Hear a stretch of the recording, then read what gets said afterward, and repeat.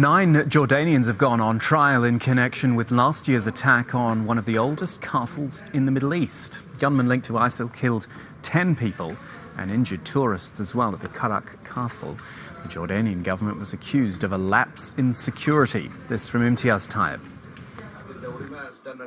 For Ali al-Shamaileh, looking at pictures of his son is bittersweet. 26-year-old Dia was killed in December when ISIL-linked fighters attacked Karak Castle, just a short walk from their home.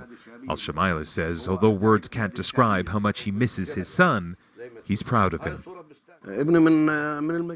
My son heard the shooting and rushed to see what was happening. He started helping the police rescue the injured and tried to protect the castle, but he was martyred and is now a hero.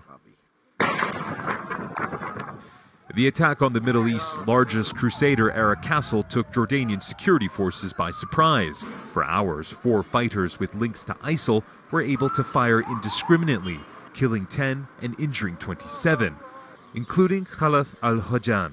After hearing gunfire at the castle, he rushed there to see what was going on. He was helping an injured Canadian tourist, who later died of gunshot wounds, when he too was shot. The bullet went through my chest and exited from my back close to my heart. Thanks to God I survived.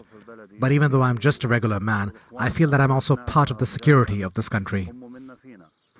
All 4 attackers were killed in the shootout.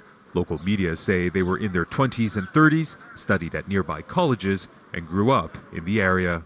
A recent poll found attitudes in Jordan were hardening towards ISIL, with 89% of those polled describing it as a terrorist organization. Still, there are growing concerns that there are some in Jordan who are showing sympathies towards the group. It's easy now via the Facebook to connect with those young people who are doing nothing, no employment, no money. ISIL and other terrorist groups, they are trying to contact with those young people in order to use them for such terrorist attacks.